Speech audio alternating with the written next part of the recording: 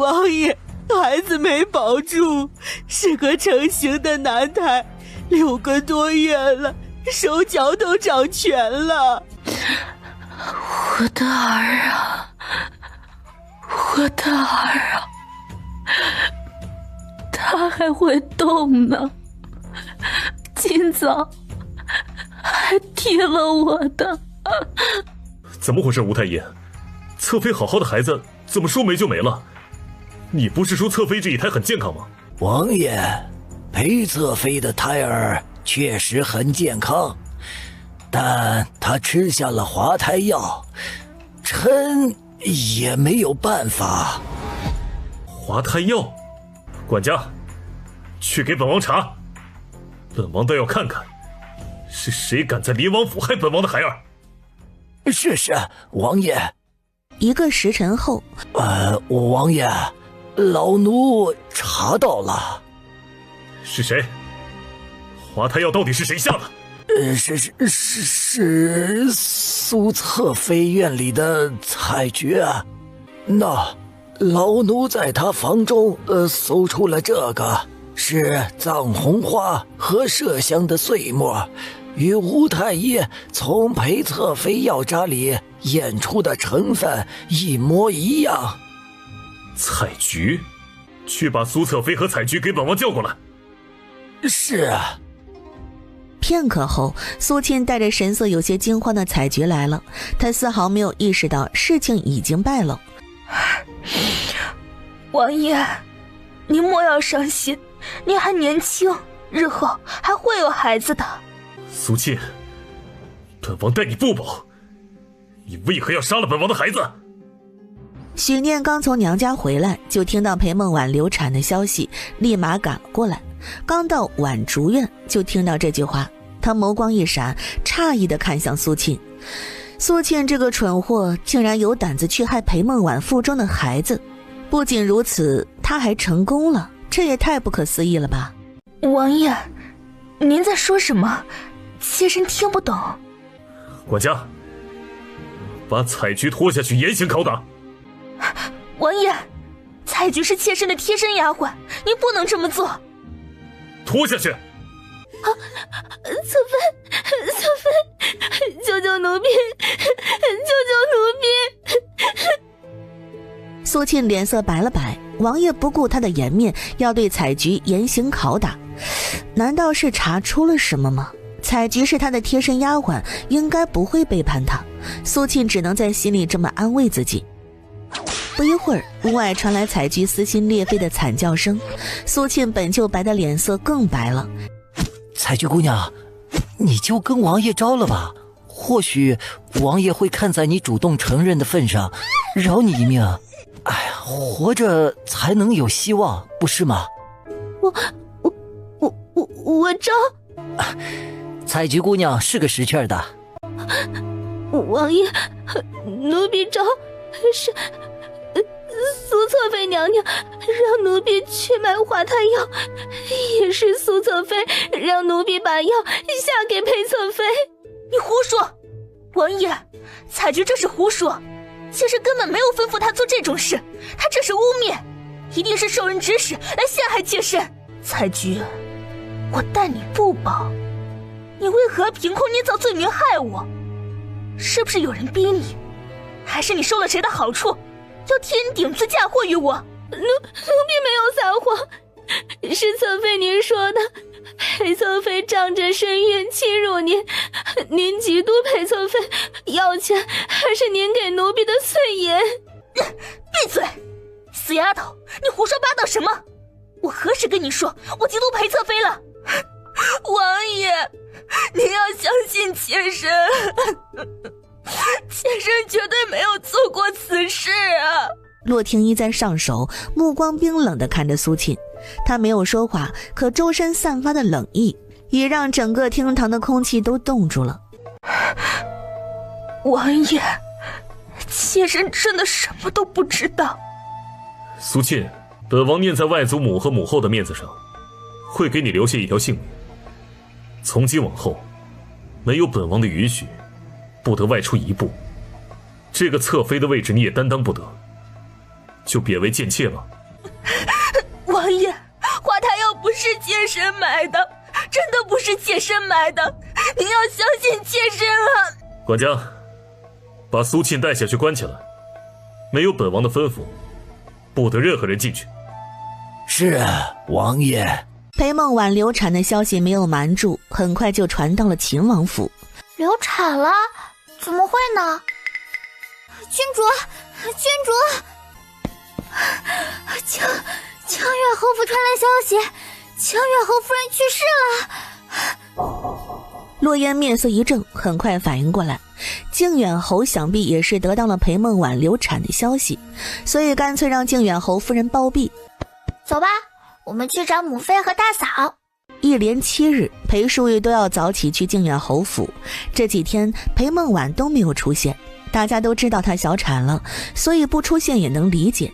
等到靖远侯夫人下葬的那日，裴梦婉终于出现了。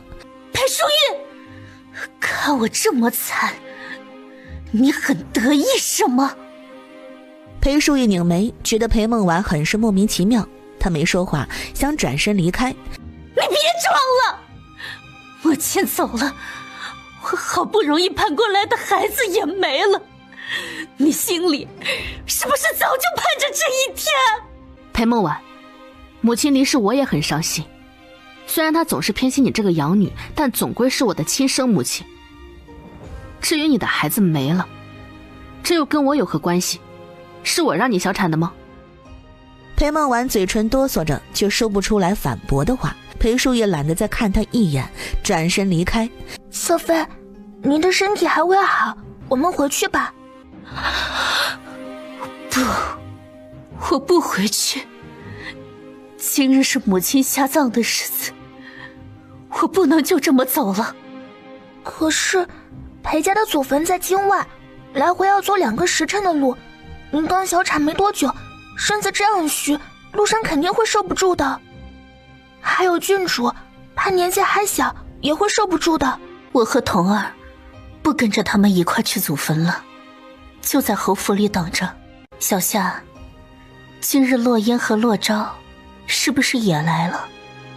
是，刚刚奴婢远远的看到他们了。杀了他们。瑟妃，洛昭世子和长宁郡主身边有人保护，奴婢如何动手啊？小夏，你跟着我也有10年了，想一想你病重的娘，还有在王府里做事的哥嫂，还有刚出生没多久的侄儿啊！只要这件事情你做好了，我会放了他们的卖身契，还会给他们一笔银子，让他们下半辈子都衣食无忧。反之，若是你没有成功，或者暴露了身份。后面的话裴梦婉没有说，小夏却已然听懂了。侧妃，奴婢。小夏，你要辜负我的期望了吗？看着裴梦婉阴沉的脸色，小夏张了张嘴，横竖都是一死，不如答应侧妃，起码不会连累自己的家人。母妃，把鼓给我吧。童儿，你别捣乱。母妃，小夏只是一个小丫鬟，接近不了洛昭和洛烟，但我可以，我有办法接近他们，把鼓神不知鬼不觉地下在他们身上。裴梦婉还是不同意，她已经小产了，春江村女大夫说她也没有办法了，她这辈子都不会再有孕，所以童儿绝对不能有事。洛童见裴梦婉一直不同意，上前一把将装有蛊虫的盒子给抢走。母妃放心好了，这次我一定会成功的。废物！小夏捂着脸低着头，默默地承受着裴梦婉的怒火。洛烟，别喂鱼了，洛童朝我们走过来了。洛烟一愣，抬头四处看了看，果然看到了洛童正朝他们走过来。洛烟，外祖母去世了，你还有心情在这里喂鱼？是啊，外祖母去世了，这7天里我每天都来给外祖母烧纸，直到深夜才回到王府。可这几天我怎么没有看到你这个大孝孙女呢？我母妃小产，我自然要在府里照顾我母妃。是吗？难道灵王府破产了？一个丫鬟都养不起了，需要你堂堂一个郡主整日整夜的去照顾？我身为我母妃的亲女儿，亲力亲为照顾她怎么了？要你多嘴？你还知道多嘴这2个字的意思啊？我在这里喂鱼，要你多嘴，咸吃萝卜淡操心，赶紧滚吧，别在我这里碍我的眼，真是看你一眼就头疼。洛烟，洛昭在一旁听得嘴角大大的扬起，在吵架这方面啊，他还真没看洛烟输过。哎，你爹在这呢，别叫了。洛彤气得脸色青一阵白一阵，胸口剧烈起伏，攥紧手心，指甲几乎掐进肉里。他搭不上前，似乎要跟洛烟动手。风里本要上前把烦人的洛彤给拎走，但却被洛烟拦住。若是刚刚他没有看错的话，洛彤手心里好像拿着什么东西。洛烟眯起眼睛，在洛彤的手即将要碰到自己的时候一把抓住，而后迅速把他手心的盒子给抢了过来。那是我的东西，你还给我！哟吼，这什么东西啊，洛彤？不会是什么毒药吧？你不介意我打开来看看吧？洛烟，你把我的东西还给我！你确定这个盒子真的是你的吗？是我的又怎样？洛烟，你还是这么讨人厌。你母妃抢了我母妃的地位，你哥哥害得我哥哥瞎了一只眼睛，你现在又来抢我的东西，你怎么这么不要脸？你就是个下贱皮子，没人爱的贱人！洛昭眼神一冷，拿起腰间挂着的玉佩，忽而朝洛彤的方向扔了过去。玉佩准确无误地砸在了洛彤腿上，他吃痛的大叫一声，下一瞬跌倒在地。郡主，你没事吧？我的腿好疼啊！哼，嘴巴最好放干净点，我可从没说过我不打女人。洛烟本不耐烦的心在看到洛昭替他出头了，瞬间好多了。他把玩着手中的盒子，趁着洛彤在吃痛大叫的时候，小心翼翼地打开。他已经被红宝儿咬了一口，日后蛊虫都进不了他的身，所以并不怕。但看到盒子里这个黑乎乎的蛊虫时，眼里还是闪过一抹嫌弃。咦，真丑，一点也没有红宝儿好看。给你，你的东西送给我都不要，我还怕有毒呢。洛彤顾不上腿上的疼，连忙把盒子给接了过来，但下一秒不知为何本该紧闭的盒子突然被打开了，紧接着一只黑色小虫子爬了出来，不等洛彤反应，竟直直地钻进了他摊开的手心里。郡主，虫子，那只虫子钻进你的手里了！洛彤猛地抬头，看见春杏脸色惨白，指着他的掌心，眼神里满是惊恐。他慌忙摊开手，没了，虫子没了。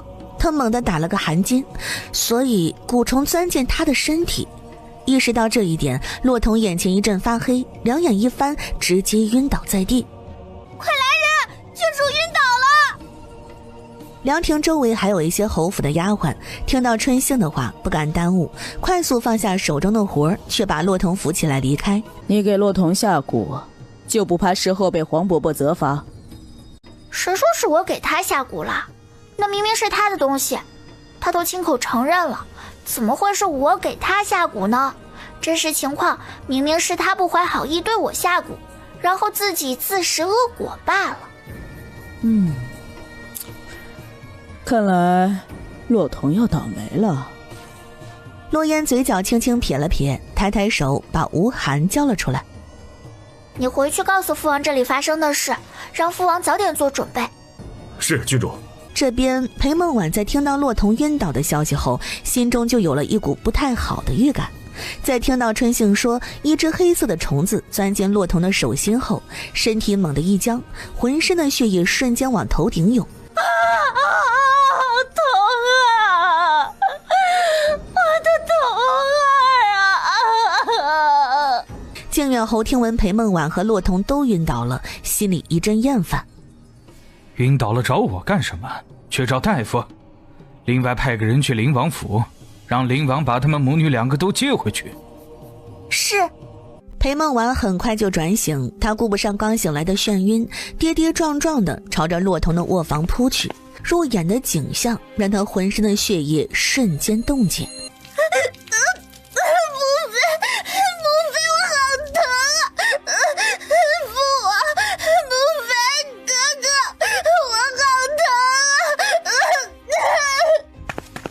裴梦婉踉跄着后退，她在黑市买的都是最致命的蛊虫，尤其是今日拿出来的蛊，一旦入体便会啃噬五脏六腑，2个时辰内若是解不开就会彻底死亡。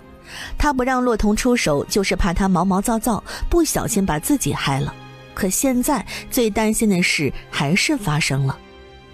大夫早就已经来了，看了眼骆童的情况就摇摇头离开了，让他们另请高明。童儿，我的童儿啊！骆童已经听不清声音了，也看不到了，他只觉得全身都痛，他好想就这么死了，可他痛得连死都死不掉。小夏已经问过了春兴事情所有经过，他上前在裴梦婉耳边低语几声：落烟。皇宫养心殿，洛烟都不记得是第几次来养心殿的，不过这一回他是跪着的，因为骆童没救回来，他死了。洛烟，你可知罪？回皇伯伯的话，我没罪。洛烟，你给童儿下蛊，导致他身亡，是府里下人亲眼所见，你还敢狡辩？父皇，洛烟心肠歹毒，童儿是儿臣嫡女，是您和母后亲孙女，求父皇为儿臣做主，还童儿一个公道。父王，因为亲王妃的身份，洛言一直对儿臣、对童儿心有芥蒂，时常寻衅刁难，如今更是残害童儿的性命啊！胡言乱语，嫣嫣从未主动招惹过你们，每一次都是骆童主动来招惹嫣嫣，这一次也是如此。骆童主动去找嫣嫣，更是侯府众多丫鬟小厮亲眼所见，嫣嫣绝对不会给骆童下蛊。亲王妃，童儿只是在侯府随便走走，深宅大院里，他怎么就知道洛言在哪里？只不过是碰巧遇到的罢了。可怜我的女儿，好端端的进中了蛊，再搭上疼的打滚，最后七窍流血，痛苦而死啊！这冤屈谁能替他伸啊？父皇，童儿是您第一个孙女，她小的时候你也是抱过她，夸过她的。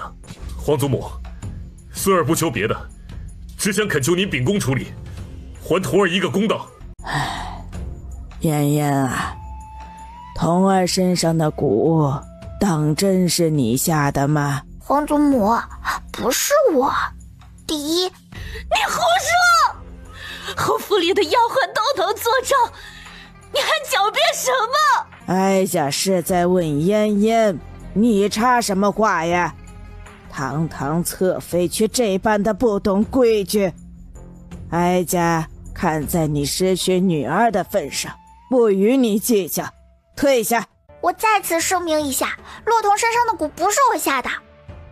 第一，我和我哥从今日去侯府后，就一直待在池塘边，没有离开过。外祖母过世这7天，我和哥哥每天都跟着母妃来侯府给外祖母烧纸。在这期间，骆童从未来过侯府给外祖母烧纸。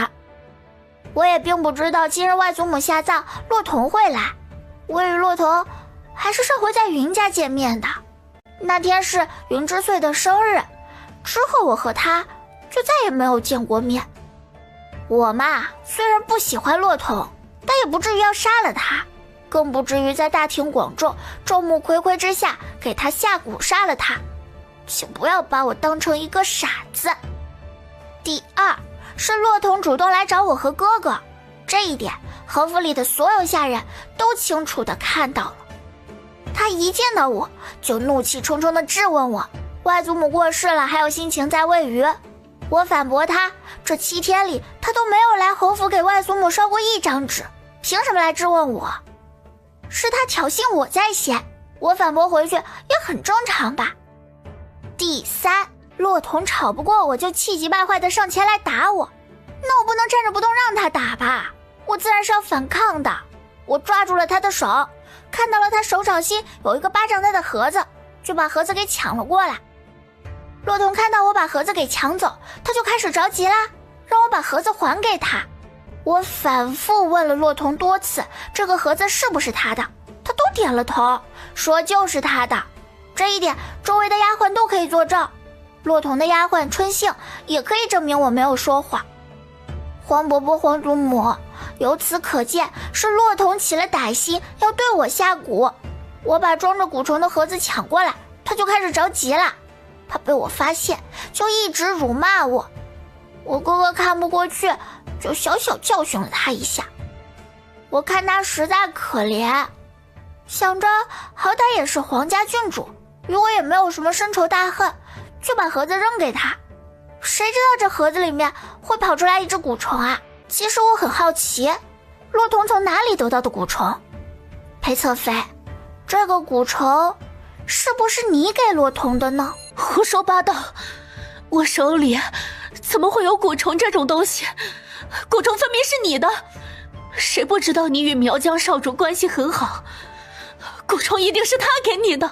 苗疆少主是来大周抓叛徒司检的，为的就是怕司检把蛊虫卖给大周朝的人。苗疆与大周友好，他怎么会把有毒的蛊虫送给我们呢？你这么说的意思是，我秦王府私下与苗疆有来往？那我也可以说，你灵王府把司检藏了起来，在他手中卖了很多蛊虫。因为苗疆少主来到大周，怕被发现，所以把他杀了，交了出去。荒谬，简直是荒谬！我林王府怎么可能把司检藏起来？真有意思呀，你林王府不可能把司检藏起来，所以秦王府就有可能和苗疆少主私下有来往。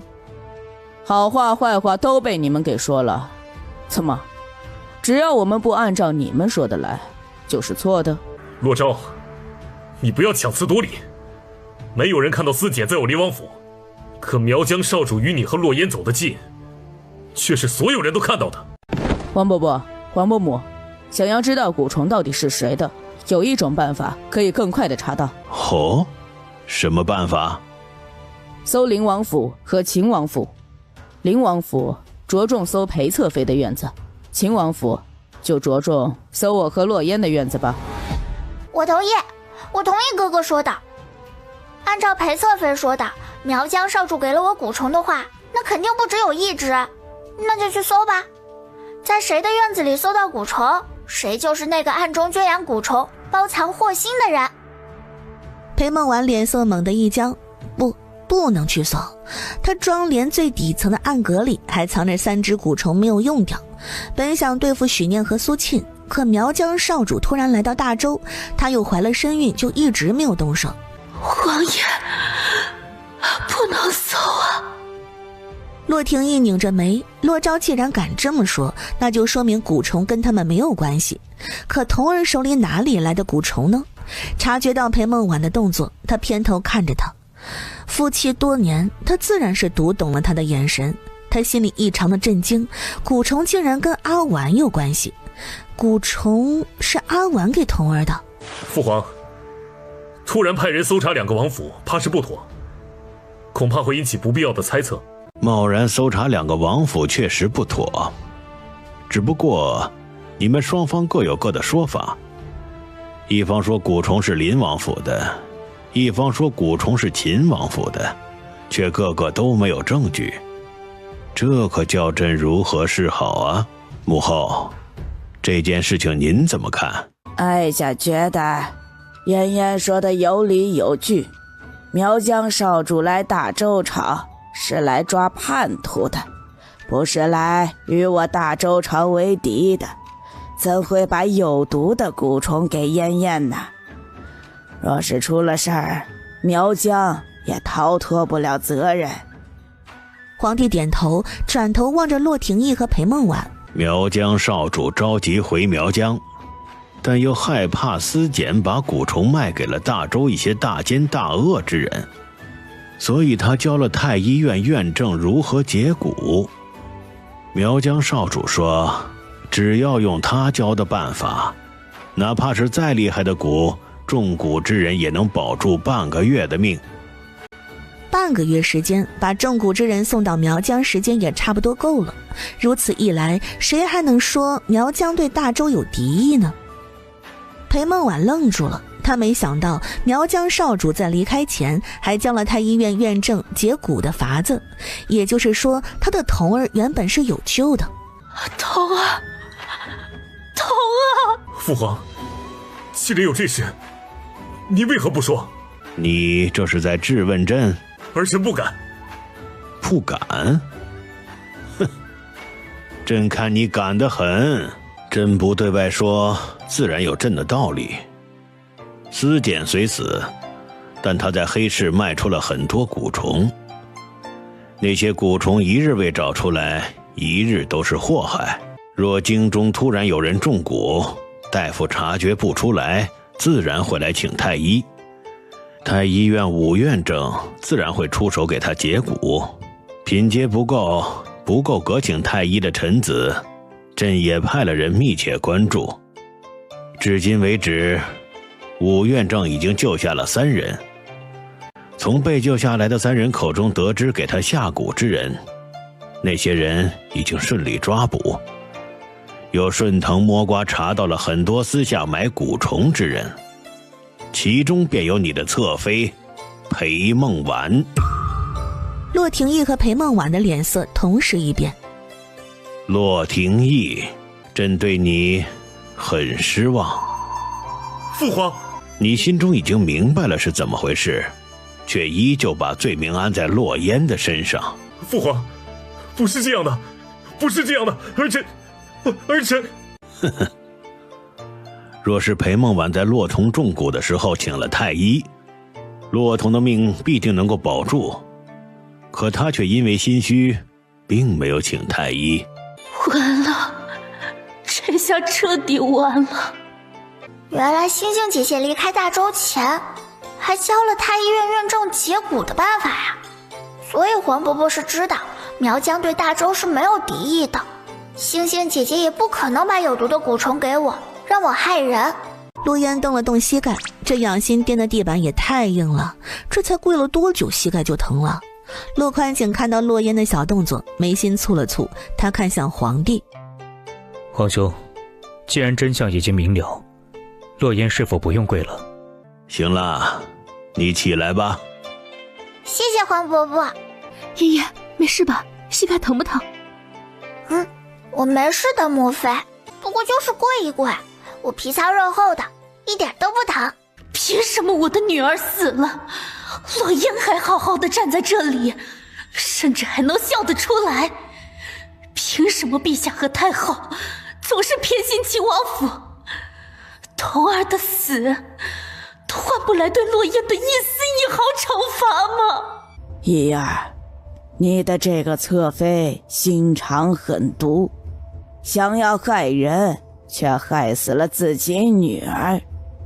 童儿是皇家郡主，按照规矩，残害皇室血脉之人，当处以极刑，不时3日，以儆效尤。王爷，皇祖母，阿婉她终究是童儿和雨儿的生母，私下买蛊虫一事，确实是她做错了，但罪不至死，还请皇祖母饶了她一命。若是哀家执意要处死他呢，你要为了这个毒妇，违逆哀家，违逆皇家规矩。皇祖母，孙儿知道裴氏罪该万死，可她毕竟是童儿的生母啊，还有雨儿也需要母亲呢。雨儿的母亲是你的王妃，不是裴氏。童儿已经被他害死了，你还想看到雨儿也被他的愚蠢给害死吗？玉儿啊，你太让哀家失望了，哪怕你恨哀家，哀家也绝对不会允许这个毒妇活着。哼，还没等到我出手，裴梦婉就自己把自己给做没了。太后口谕，裴梦婉这下子是死定了，就是不知道王爷对裴梦婉还有没有感情了，愿不愿意为了她忤逆太后。希望王爷不要犯傻。陈嬷嬷，把裴氏押下去，杖毙吧。是。王爷，我真的要死了吗？王爷，当真不救我了吗？父皇，皇祖母，儿臣恳求你们，能看在裴氏为儿臣生下2个孩子的份上，饶了裴氏一条命。玉儿不能失去生母，今后儿臣一定会管好她，把她关在王府里，绝对不会再让她乱来了。放肆！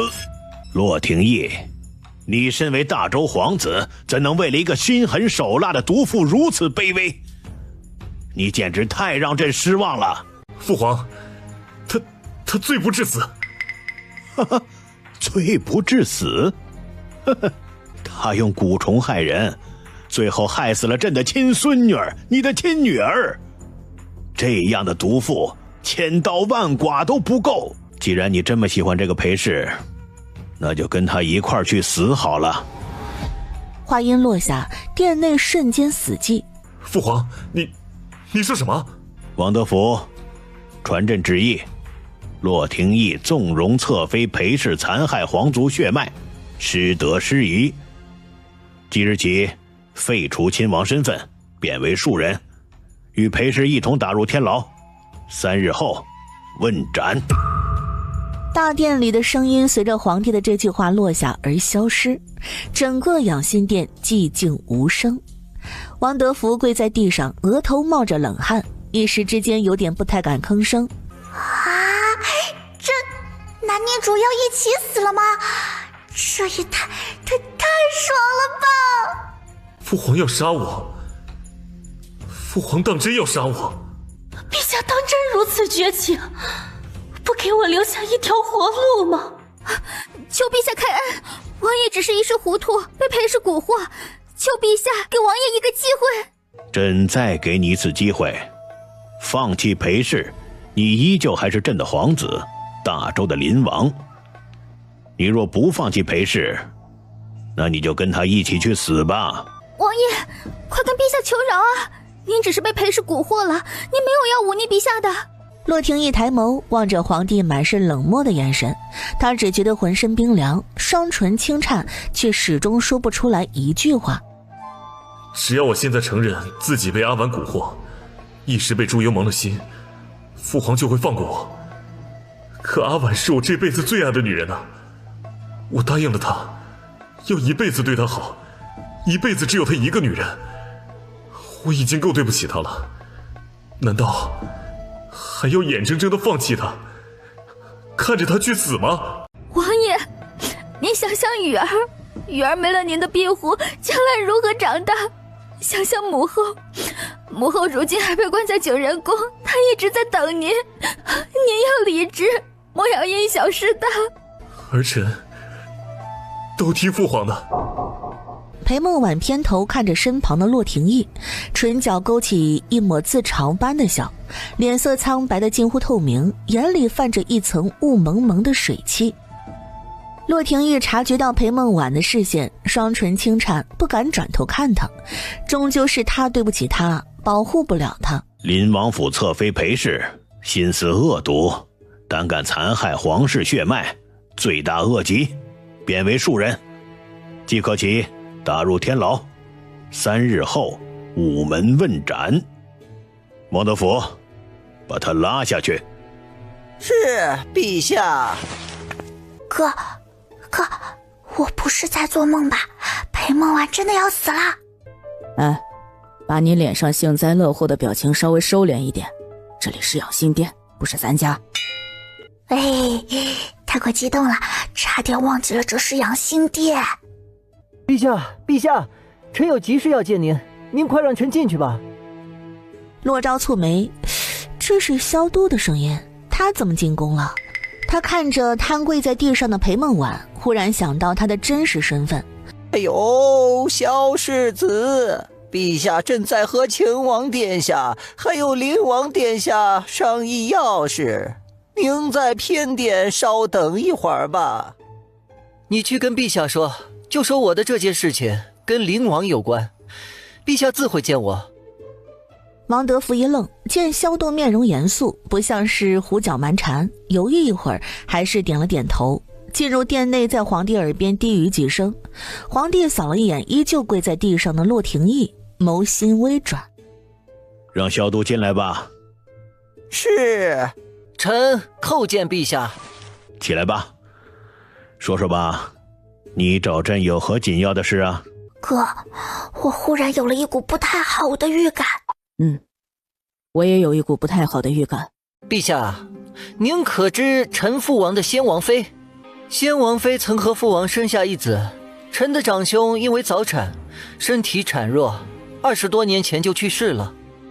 父王前段时间送给臣一封信，信上说先王妃曾经诞下的其实是一对龙凤胎，男孩就是臣的长兄，女孩生下来就是一个死胎。父王就命人把女孩送出去，找个地方埋了。所以先王妃不仅是因为长兄离世才郁郁寡欢离世，也是因为太过思念刚出生就没了的长姐。这是你镇北王府的事，此时告诉朕是什么意思？父王的信上写了，早年以为死胎的女孩其实并没有死，她还活着，并且已经找到了她的下落。哦，找到了？这么多年过去都能找到，这也算是一件幸运的事。可是臣不觉得是幸运的事儿。难不成找到他的时候他已经死了？臣倒是希望他已经死了，可惜了他没死。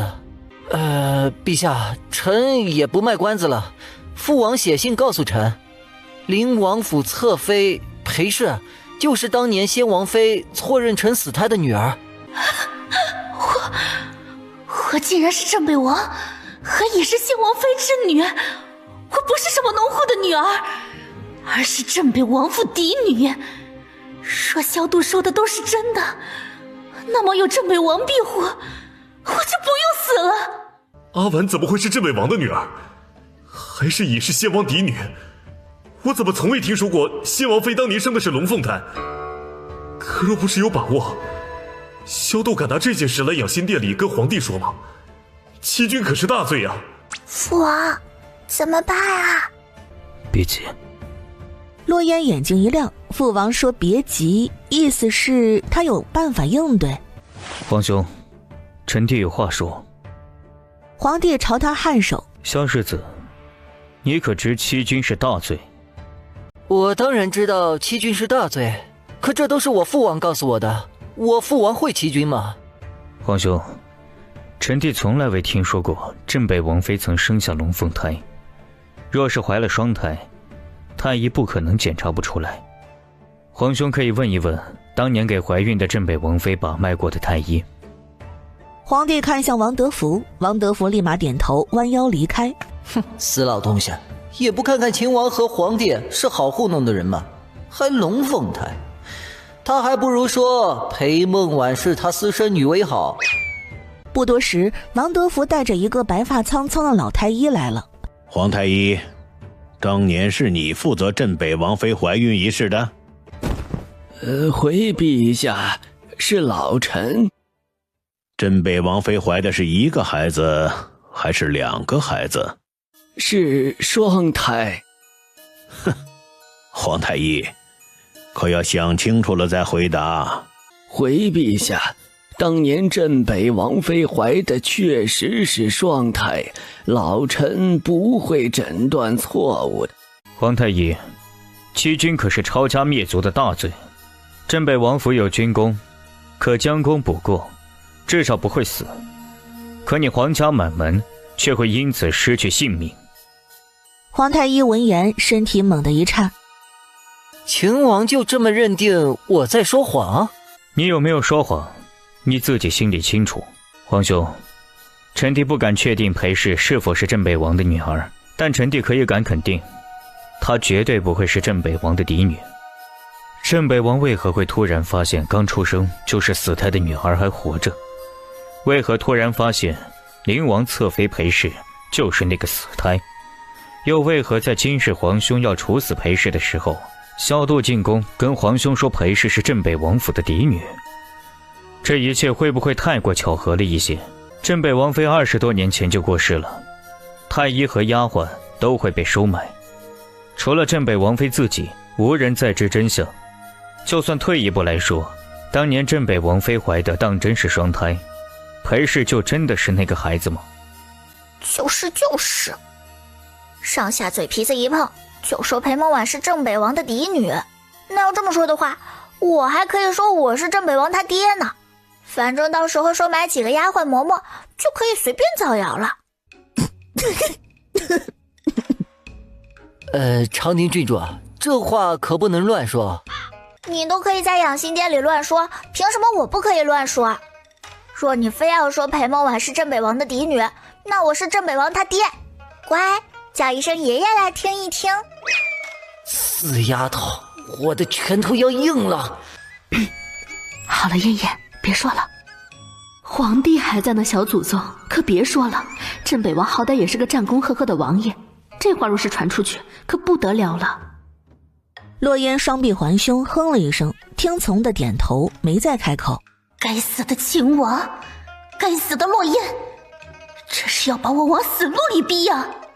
父皇，镇北王做事沉稳谨慎，若是没有查清楚，是不可能让萧世子来告诉您的。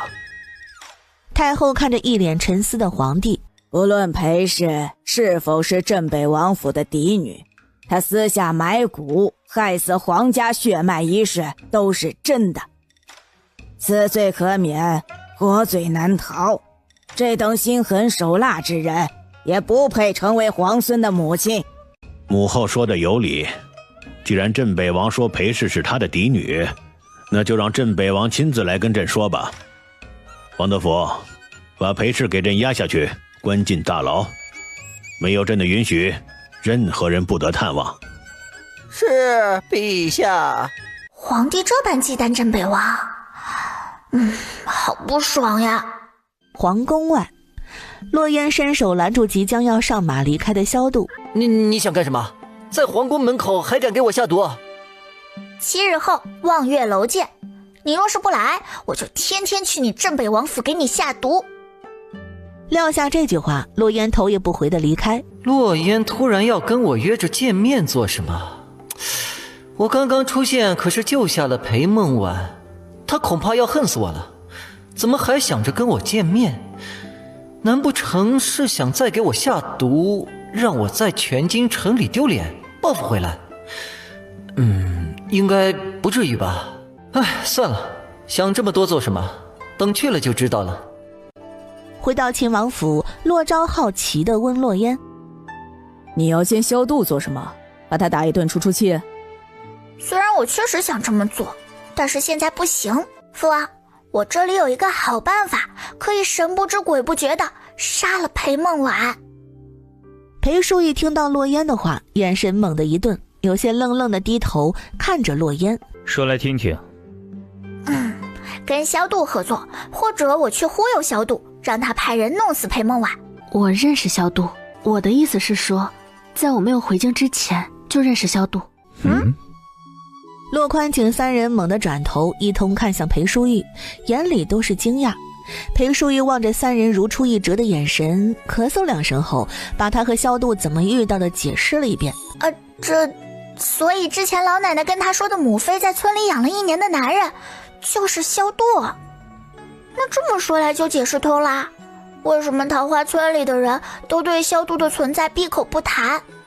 父王派人去查都查不到，因为他是镇北王府世子啊，村里的人都不敢得罪了他。洛昭没什么想法，只觉得萧度这人亦正亦邪，所以动机都不纯，不可以深交。但骆宽景的想法就多了。他看了一眼又一眼裴淑玉，在发现他的眼神异常单纯的时候，眼波流转，默默地收回视线，看向洛烟二人。过几日你去找萧度，若是他不愿合作就罢了。好的，父王。好的，父王。长宁公主啊，我来了，可不要再给我下毒了，我也会生气的。恶心。本世子时间宝贵，郡主有什么话就快说吧。行，那我也不卖关子了。你的人你自己信得过吗？我的人自然是只听我一个人的话。那日在养心殿上，我从萧世子语气当中听出了你似乎并不喜欢裴梦婉，对吗？不喜欢。巧了不是，我秦王府也不喜欢。在靖远侯府的时候，他就多次针对我母妃。我母妃嫁给我父王，他还不死心，经常造谣我母妃，实在是可恨。萧世子，我觉得我们可以合作，一起弄死裴梦婉，扳倒洛廷义，怎么样？哼，郡主倒是敢说，裴梦婉可是我父王的嫡女，你也不怕我写信告诉我父王？裴梦婉是镇北王的嫡女？开什么玩笑？这话也就骗一骗不知情的普通人，可骗不了我秦王府，也骗不了黄伯伯。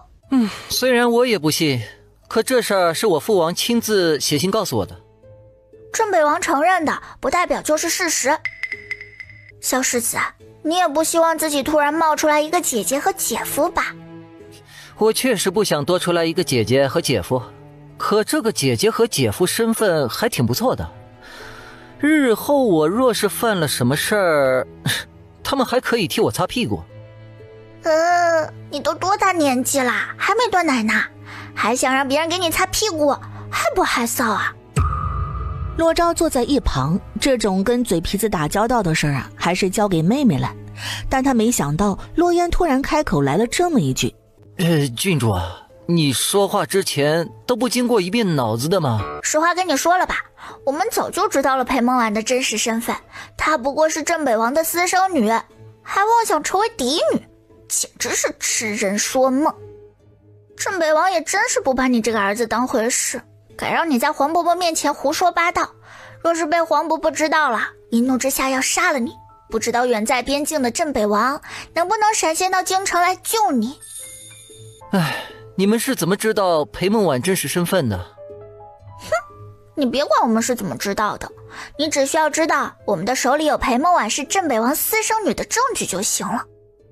萧世子，我和我哥哥现在坐在这里是诚心诚意的想要和你合作，若是你实在是不愿意，那我们就只有进宫告诉黄伯伯你和镇北王欺君行骗之事了。黄伯伯可不像我们这么好说话哦。既然长宁公主都这么说了，那我岂敢不应？说说吧，怎么合作？裴梦婉被关在大理寺的牢房里，黄伯伯下令不准任何人探望，但他每天还得吃饭。我这里有一种毒，需要萧世子把毒下在饭菜里。你们让我去给裴梦婉下毒？不行，我不同意。若是被我父王发现了，我肯定会受罚的。镇北王就你一个儿子，就算被发现了，他也不会对你怎么样吧？顶多就是挨一顿打。我是挺讨厌裴梦婉和洛廷义的，也愿意跟你们合作，但我不会亲自动手。不过我可以给你们提供帮助。你能给我们提供什么帮助？汴州陵县下面的桃花村后山上有私兵。什么？私兵？你是怎么知道的？小声点，别被人听到了。你确定桃花村后山真的有私兵吗？谁的？成王。竟然是成王，他胆子这么大的吗？是啊，他胆子可大了。洛烟眼神暗了暗，父王跟他说了桃花村后山上的私兵是成王养的，可萧度为何会知道的这么清楚呢？小郡主，你觉得我父王在外面有裴梦婉这个私生女，还有没有别的私生子呢？洛烟有些迟疑，这个吧还真不好说。镇北王都能不要脸和靖远侯夫人有2个孩子，或许还能和别的女人有孩子。今天突然冒出来一个姐姐，明天我可能就突然会有一个长兄了，我这个世子的位置还不知道能不能保住啊。人生呢，就是这么难。你的母亲好歹是镇北王府侧妃，王府后院里唯一的女主人，就算镇北王真的有私生子，也越不过你的。难说啊。洛烟神色一顿，好了，我该说的都已经说了，我还有事儿，就先走了。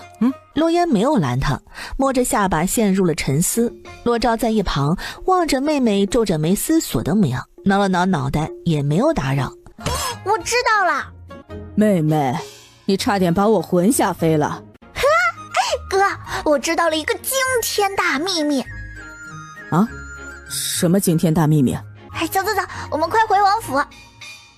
洛烟一把将猛逼的洛昭给拽起来，马不停蹄地赶回王府去找洛宽景，可被告知他不在王府，1个时辰前就去了皇宫。父王怎么这个时候去了皇宫？洛烟，你到底发现了什么呀？等父王回府了，我再一块告诉你们。洛昭也不急，反正迟早都要知道的，只不过他们一直在云深院等到深夜，都没有等到洛宽景回来。爷爷，夜深了，你们回去休息吧，明日再来找你们父王吧。行吧，我明日再来。诸位爱卿可有良策呀？陛下，边境有镇北王镇守，蛮夷部落也不过投机取巧，趁着我们大周放松警惕，才抢夺回一个城池。以镇北王的实力，想必很快就会把丢失的城池给抢夺回来。蒋大人说的有理。陛下，有镇北王在，丢失的城池一定会夺回来。皇帝听到这些话，非但没有高兴，眉头反而皱得越来越深。镇北王若是真的这个实力，蛮夷部落会攻破大周的一座城。秦王说的不错，镇北王一直镇守边境，边境城池丢失，他难逃其咎。传朕旨意，令镇北王竭尽全力夺回雁城，令派御史前往西北边境核查边军实情。旨意记下，殿内再无人敢多言。朝臣们陆陆续续离开，皇帝单独留下了洛宽景。19弟，这件事你怎么看？皇兄，您不觉得太巧了吗？前几日骆童中蛊身亡，您查出来是裴梦婉私下买蛊，刚要处死他，萧度突然出现，说他是镇北王府嫡女。这才过去没几日，边境城池突然失守，镇北王一直镇守边境，手中10万兵马。臣弟不信蛮夷部落真的有这般本事，在镇北王手中夺得一座城，除非镇北王是故意的。19弟，这话可不能乱说。皇兄，镇北王手握西北兵权10余年，雁城虽然只是一座小城，但也是在他眼皮子底下的。城里若无蛮夷部落的内应和镇北王故意放水，怎会破城如此之快？皇帝脸色阴晴不定，他刚刚不是没闪过这个念头，可若是镇北王通敌一旦坐实，西北边境防线便会崩塌。而且镇北王唯一的儿子还在京城，他怎么会通敌呢？不，谁说萧度就是镇北王唯一的儿子？他在西北边境多年，或许暗中生下了其他儿女，也不一定呢。也或许是臣弟猜错了，这些年蛮夷部落一直在边境小打小闹，镇北王或许是一时放松警惕，着了他们的道，所以雁城才会丢失。等再过2日，边境的消息就会传到京城，若是镇北王把雁城夺了回来，就证明臣弟确实是猜错了。那就等2日吧。父王，我发现了一个惊天大秘密，说出来肯定会让你们大吃一惊。哎呀，什么呀？快说吧，别卖关子了。我怀疑成王不是皇室血脉。此言一出，别说是洛昭和裴淑玉，就连洛宽景脸上的表情都变了变。爷爷，你是从哪儿得知的这个消息？没有证据，可不能乱说啊。有证据吗？我没有证据，我是从萧度的话中猜测的。萧度不愿意跟我们合作，他怕镇北王知道，但他说可以给我们帮助。他告诉我，桃花村后山里藏着私兵，我问他私兵是谁的，他说是成王的。然后他又问我觉不觉得镇北王在外面有裴梦婉这个私生女，那还有没有别的私生子这句话。他说他怕镇北王突然冒出来一个私生子抢了他的世子之位。我起初没觉得有什么不对劲儿，还安慰他来着。他的生母虽然是个侧妃，但好歹也是镇北王府正儿八经的主子，就算真的有私生子也抢不了他的位置。可惜他却跟我说了2个字，他说难说。洛宽景愣了一会儿神，紧接着就想明白了洛烟的意思。镇北王都能敢和靖远侯夫人苟且生下了裴策，又生下了裴梦婉，那么为什么就不敢和丽妃生下成王呢？这镇北王和丽妃胆子也太大了，他竟敢秽乱后宫。洛昭的这句话印证了裴淑玉的猜想，他嘴角抽搐一下，还真的是一个惊天大秘密啊！这个消息来得很及时，本王已经把成王养私兵一事透露给洛廷义和肃王，一旦私兵这件事暴露出去，成王不会有好果子吃，但陛下或许会看在他是皇子的份上饶他一命。不过成王的皇子身份若是存疑的话，那么……话音顿住，洛宽景没再往下说，但他们都知道他未说完的话是什么意思。私兵之事最多让他被圈禁，失去夺嫡资格，不会丢掉性命，但身世之事却能让他万劫不复。废物，一群废物！殿下息怒！息怒！本王的1万私兵藏得如此隐秘，怎么会被人发现？是谁？是谁走漏了风声？殿下，我们查到似乎是灵王和肃王的人，最近在桃花村后山出现过，他们似乎已经察觉到了什么。灵王、肃王，立刻让那些私兵转移，把所有痕迹都抹干净。是，殿下。陛下。书房内，成王烦躁地踱来踱去，私兵是他最大的底牌，是他安身立命的根本。现在底牌被人发现，他就像被剥光了衣服，暴露在所有人的视线之下，如何能不着急不恐慌？殿下，会不会是我们内部出了问题？你的意思是有内鬼？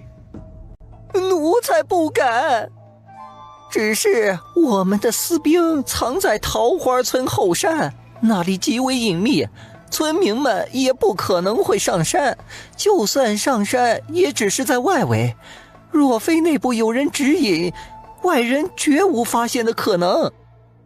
而且奴才觉得乞丐送来的信实在是太过巧合，就好像幕后有一只手在推动，让我们和灵王、肃王斗起来。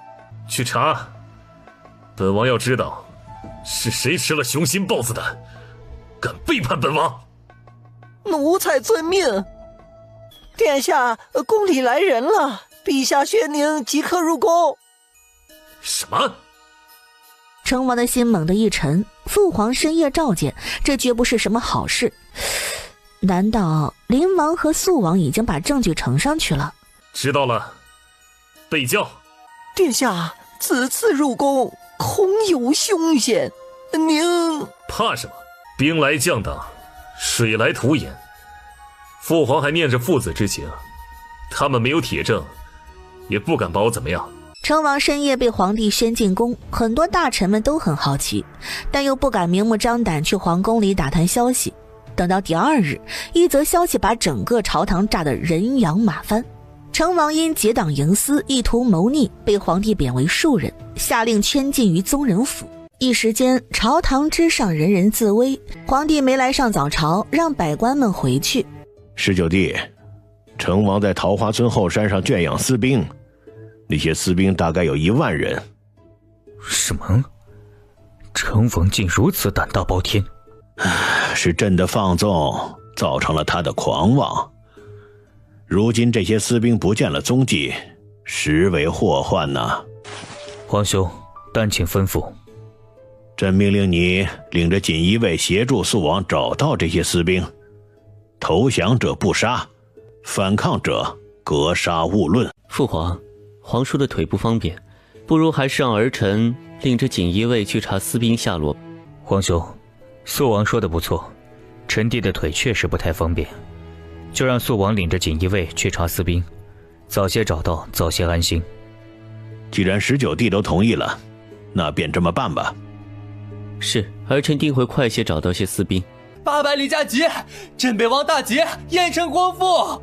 朝堂上，骑士跪在大殿中央，把战场上的情况一一复述出来。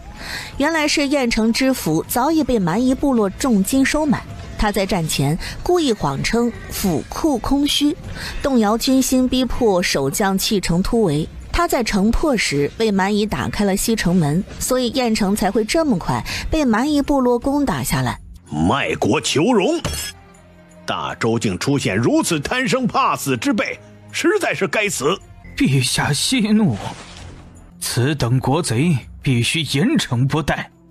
臣请立刻下旨，将郾城知府杨辉及其党羽全部收监，彻查此案。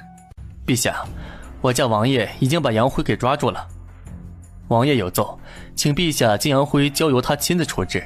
他要当着郾城所有的百姓和将士的面，将此贼千刀万剐，以慰亡魂。陛下，臣有一言，不知当讲不当讲。说。陛下，镇北王大捷，光复郾城，此乃天大的喜事。杨辉卖国求荣，罪不容诛，也当严惩。只是这镇北王虽有大功，但他毕竟是在外领兵的异姓王啊。杨辉身为朝廷命官，即便罪该万死，也理应由三法司及刑部、大理寺、督察院会审，明正典刑，以彰国法之威也。若镇北王私下处置，虽解气，但与法度不合，恐为天下人所诟病。说我大周朝廷竟要靠藩王私刑来维护正义。此言一出，大殿内再次安静下来，众臣皆是人精，瞬间便明白了刑部尚书的言外之意。皇帝脸色变幻不定，他看向刑部尚书的眼神复杂难明。这个老狐狸一句话就点到了问题的核心，他心中的怒火被这盆冷水浇下，开始变得冷静而审视。陛下，我家王爷在杨辉的书房之中，不仅发现他与蛮夷部落的通信，还发现了大量与京城的一个官员的书信来往，只是信上并没有写明他是什么身份。此言一出，百官们瞬间炸锅。他的意思是京中有人与杨辉一起卖国求荣，这怎么可能？王德福心里一惊，连忙走下去把骑士手中的信接过来，检查了一遍没有危险后才呈给皇帝。皇帝打开信，越看脸色越发的阴沉。放肆！百官们吓了一跳，立马跪了下去。传朕旨意，命镇北王即刻班师回朝，朕要亲自听他把这件事从头到尾说个清楚。朝堂中发生的事儿，不出片刻就传到了秦王府。我们从洛星的口中得知，平阳王要杀我是因为镇北王，已知镇北王和平阳王关系甚好，显然已经达成了合作。我们从前猜测镇北王选择的皇子是洛廷义，因为裴梦婉是他的女儿。可洛星却说平阳王私底下和成王有联系，萧度又和我说了一些似是而非的话，就是在提醒我成王身世有异。成王的母妃出身并不高，背后没有多少人支持，他的实力看似并没有肃王和洛廷义的大，但是却能在黄伯伯眼皮子底下养了1万多的私兵，这很可怕。所以成王背后必定有实力强盛的人帮他。现在成王养私兵一事被暴露出去，被囚禁起来，可那1万个人却全部消失不见，就足以说明我的猜测是对的，他背后有人在帮他。是镇北王？对，我怀疑裴梦婉就是他放出来的烟雾弹。镇北王让我们所有人都以为他支持的是洛廷义，其实他真正支持的人是成王。不得不说，镇北王还真是好算计啊。他想搅浑皇室血脉，让自己儿子当皇帝。若是以后成王当真成了皇帝，事后这大周江山就要改写姓萧了。那1万个私兵估摸着也是他派人接走的，也不知道藏在哪里了。我总觉得燕城失守是镇北王一手策划的。他的目的就是为了回京。他回京要干嘛？逼宫啊？仅仅凭借那1万多个私兵？燕城失守是镇北王一手策划的，他的目的是回京，那定然是有所图谋。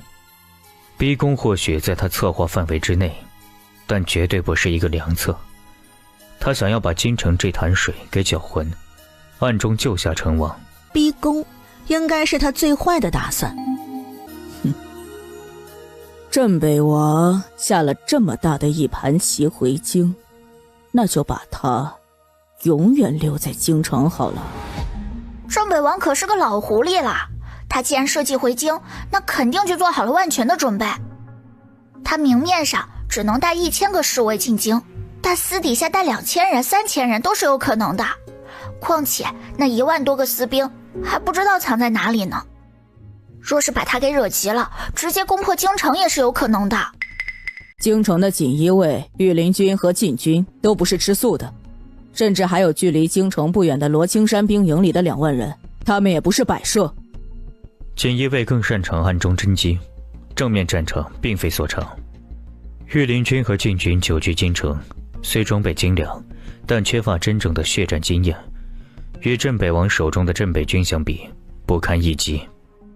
至于罗青山上的2万精兵，是京城最强的后盾，一旦京城有事，他们会立刻来救援。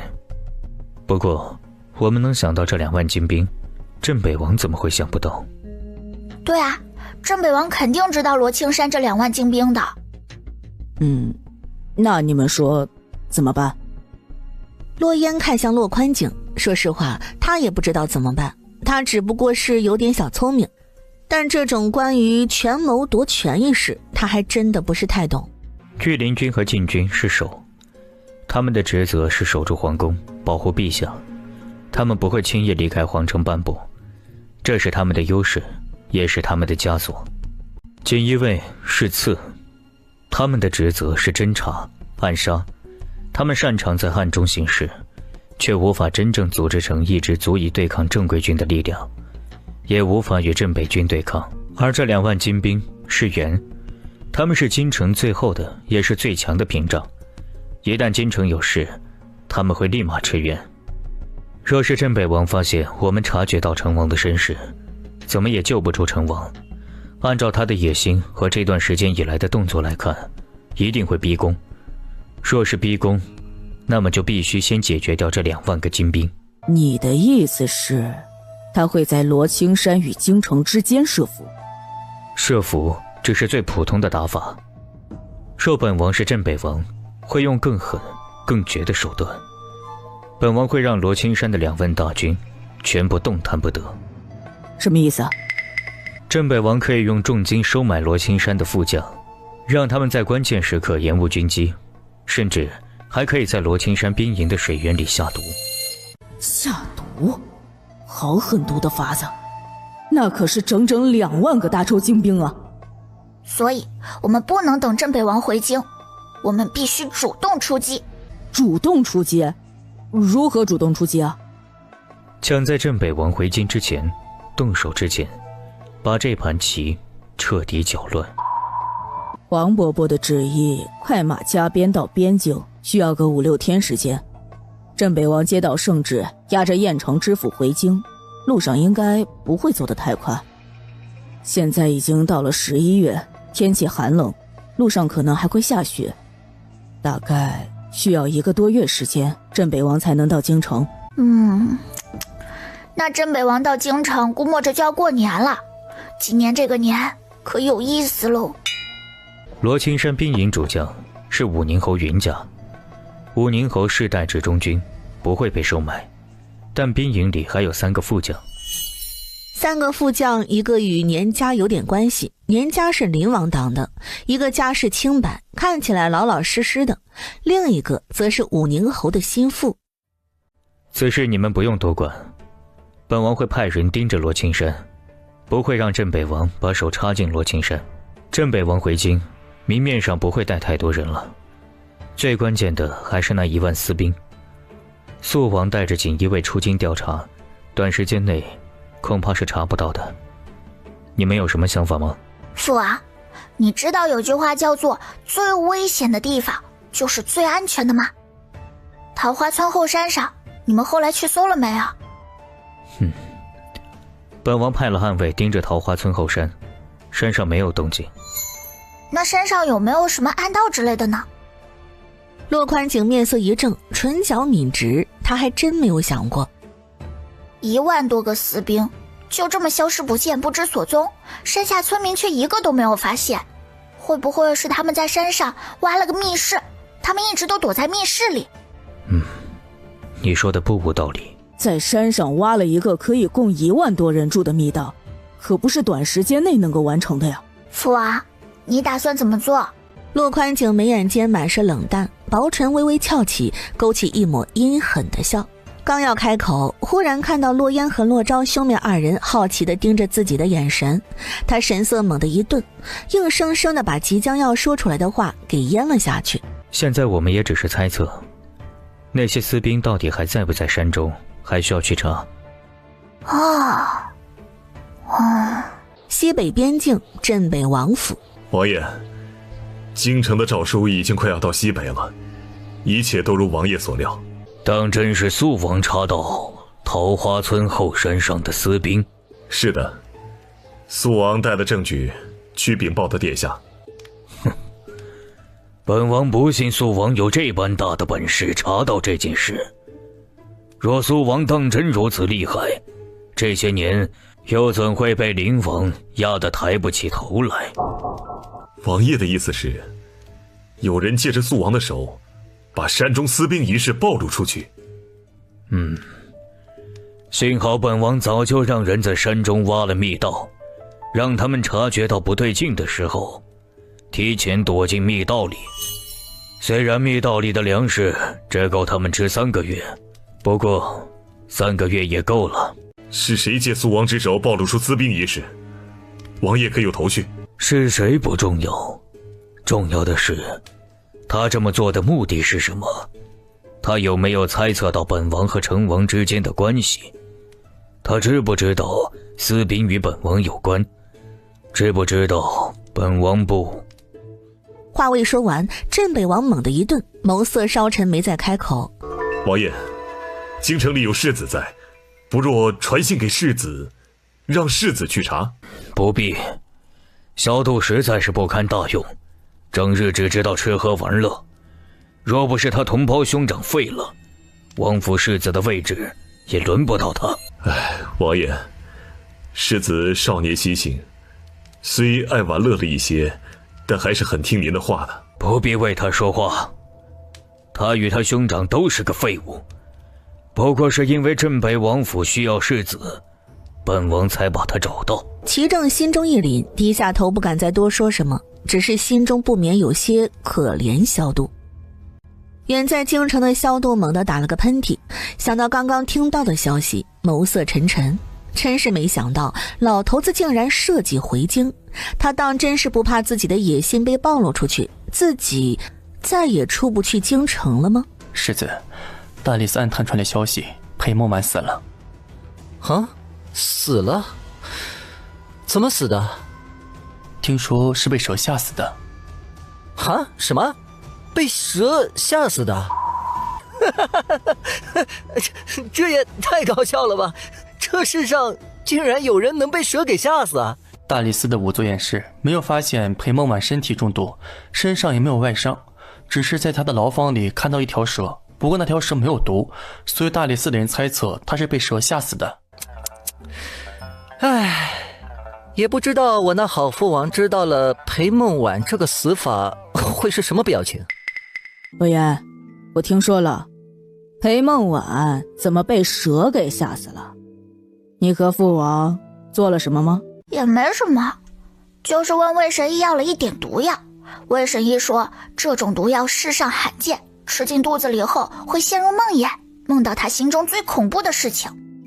所以他不是被蛇吓死的，他是被自己的梦吓死的。魏神医出马，就是太医和仵作都查不出来他中毒。啊？这世上竟然还有这种奇葩的毒药？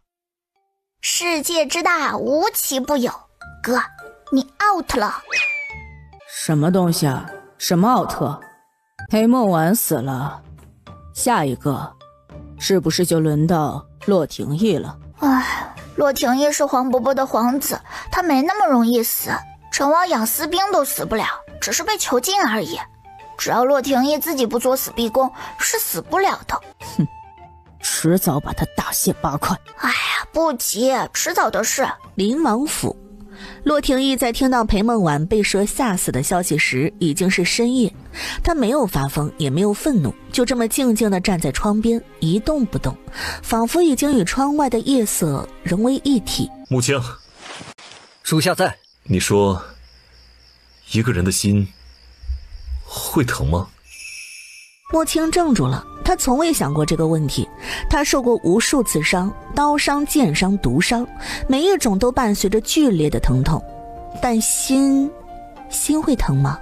他不知道。木青，去大理寺把阿婉的尸身抬回来。王爷，大理寺会同意吗？阿婉已死，大理寺还留着他的尸体做什么？他们会同意的。是，属下这就去。因为有皇帝的旨意，洛廷义不敢给裴梦婉举办葬礼，更不敢让她葬在皇家陵墓中，只能命人给她买棺材，在京城外面找了一个山清水秀的地方埋葬。灵王殿下找我有何事儿？我时间宝贵着呢。本王想与镇北王府合作，不知萧世子可有联系镇北王的办法？你难道不知道我父王已经要回京了吗？本王知道，但本王需要得到镇北王确切的答复。镇北王到底是什么意思？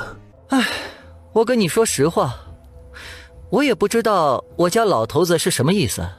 你若是想知道，等他回京了自己去问他就行了。阿婉真的是镇北王的嫡女吗？哼，灵王殿下，我还是这句话，等老头子回京了你自己去问。你问我，我也不知道。萧世子，本王有得罪过你吗？王爷说什么呢？你什么时候得罪过我呢？不然为何本王送进镇北王府的信总是收不到回应？此次本王亲自来找你，你也只拿镇北王马上回京来搪塞。王爷说笑了，你也知道我与我父王多年未见，平常联系只能靠书信。只不过吧，这写信到底不太安全，会有被人发现的危险。有些话老头子不会在信中明说，所以你想知道的事儿我是真的不知情，你只能等老头子回京后亲自去问他。既然如此，那本王便先告辞了。时间匆匆忙忙来到12月。洛言，你又不是真的小孩子，怎么还是这么幼稚？要你管，我就爱玩雪。我今晚出门了一趟，看到肃王带着锦衣卫回京了。肃王怎么回来了？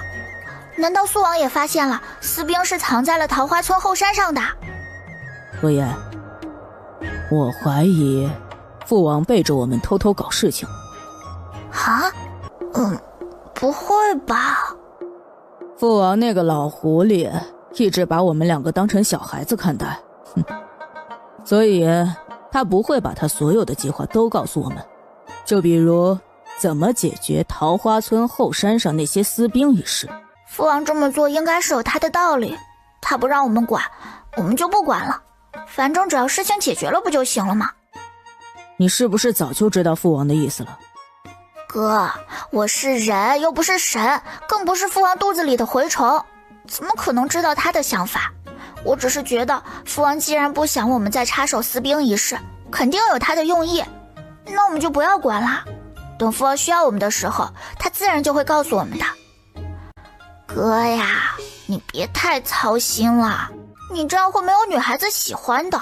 洛昭嘴角一抽，刚要开口，忽然听到远方传来轰隆一声重响，甚至整个地面都震动了一下。怎么了？地震了！要地震了！可震动仅仅只有1秒，很快就安静了下来，仿佛刚刚的震动是他们的错觉。陆言，不对劲儿，那是桃花村的方向。什么？洛言顺着洛昭的眼神望了过去，好像确实是桃花村的方向。难道这个动静是父王搞出来的？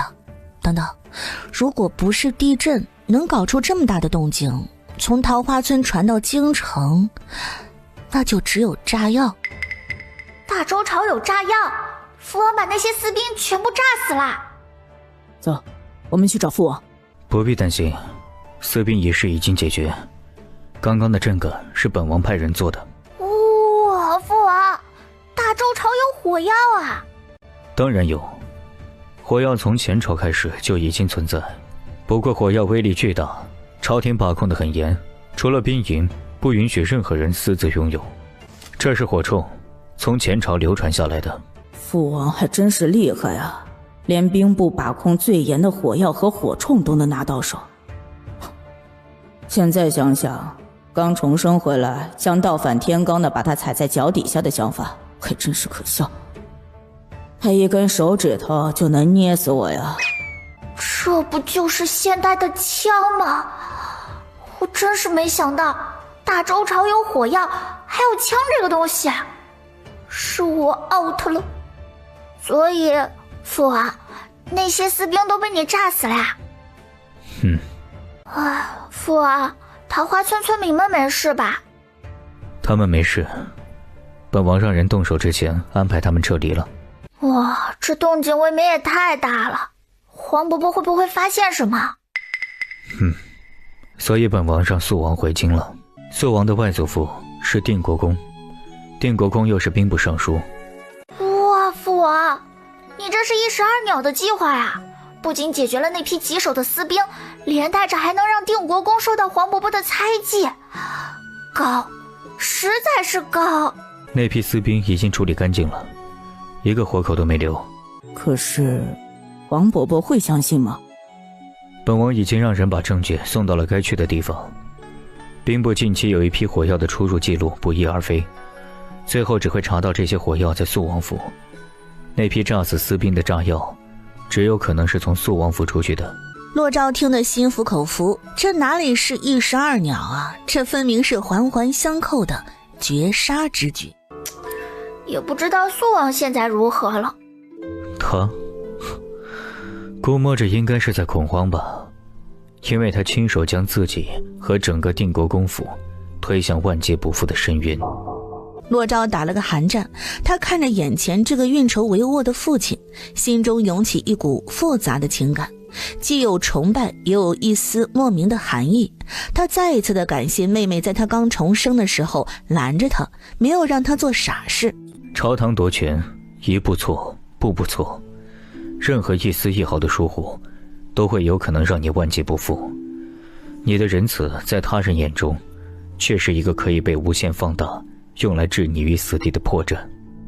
洛昭，如今天气寒冷，你也不用去上书房了，每日下午来云深院找本王吧。洛昭面色一正，有些不明白父王让他每日下午来云深院做什么。哥，快答应呀！父王是准备教你本事呢。被洛烟这么一提醒，洛昭反应过来了，他眨了眨眼，表情逐渐变得古怪起来，没有第一时间点头应下。每日下午来找父王，也就是说他要跟他单独在书房里相处。不行啊，他有点想象不出来这个画面，莫名其妙的就很别扭啊。哥，你要是不同意，那我可要跟你抢了哦。虽然大周朝没有女世子，但也不是不可以开个先例。父王，如果我想当秦王府世子，你同意不？当然可以，只要你想，本王现在就可以去皇宫找陛下。想跟你哥抢世子之位，打得过我再说吧。明日下午我来找你。撂下这句话，他转身离开了书房。洛宽景勾了勾唇，心想这小子还真是傲娇啊，也不知道像了谁。死傲娇，不就是武功厉害了一点吗？父王，我不在，你可别惹哥哥生气。哥哥要是生气了，我怕他真的会撂杆子不干了。他若是撂杆子不干了，就你来。父王，你可别坑我啊！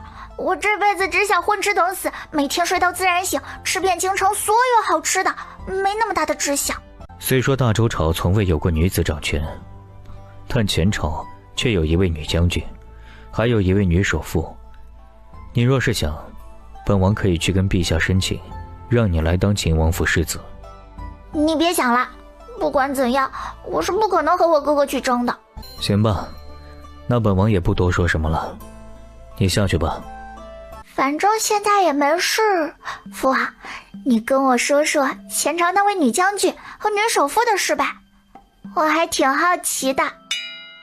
想知道，你自己去看。哦。洛言老老实实的点头，去身侧的书架上查找关于前朝的书看。他找了一本前朝史书记，随后来到书房里侧的软榻上，脱掉鞋子就爬了上去。秋玉看到洛言靠在软榻上看书，还贴心的送来了一些瓜果给他。谢谢秋玉师傅。不客气的，郡主。秋玉师傅，我看到史书上面说，前朝这位女将军女扮男装去经营，这本来是大罪，是因为研究出来了火药，所以将功补过，后来还成为了前朝第一位女将军。这么厉害的人物，为什么史书上只草草写了几笔呀？郡主，属下这里有一个野史，您想不想听？什么是野史？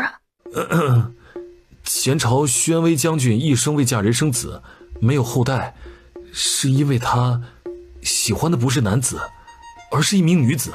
什么？这么刺激吗？野史上有说他喜欢哪个女子吗？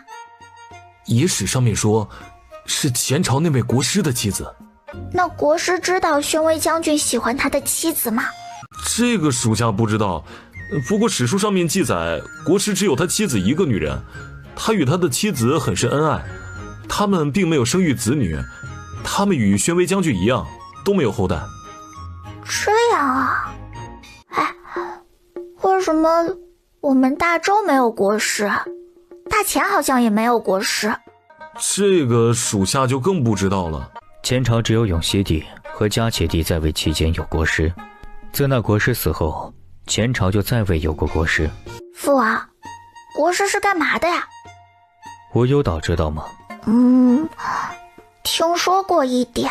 国师便是来自无忧岛，但鲜少有人知道，无忧岛是因为那位国师的存在。无忧岛很特殊吗？很特殊。你当他们为什么会成为前朝国师？自然是有真本事在身上的。父王，你快别卖关子，快跟我说说那位国师到底有多厉害？无忧岛为什么会很特殊啊？传说那位国师武艺高强，医术高超，还会卜算，更会断人生死。断人生死？这也太玄乎了吧？他难道还是神仙不成？都是一些传说罢了。前朝已经覆灭了几百年，关于那位国师的传言也有很多种，史书上记载的也不一定是真的。不过可以确信的一点便是，无忧岛确确实实是因为那位国师而存在。洛言翻了翻手中的史书，找到了记载国师的那一页。国师没有名字，史书上记载他为无忧国师。可能史官特别崇拜这位国师，洋洋洒洒地写了10页夸赞他的话。这也太双标了，史官就可以这么双标吗？宣威将军在史书上就几句话的记录，无忧国师却有10页纸的记录。宣威将军的功绩是不可磨灭的，但当战争结束，和平降临，他的故事就变成了一段历史，一个被铭记的符号罢了。对于后世的统治者来说，她的存在是为了激励军心，但她是个女子，女子太过刚烈，在男权统治下很有可能成为一种潜在的威胁，所以史书给了她应有的尊重，但点到为止。可是史书上面记载的无忧国师这些事明显就很假，很夸大其词。史书从来不是写给普通人看的，是写给后来的统治者以及那些想要了解统治之术的人看的。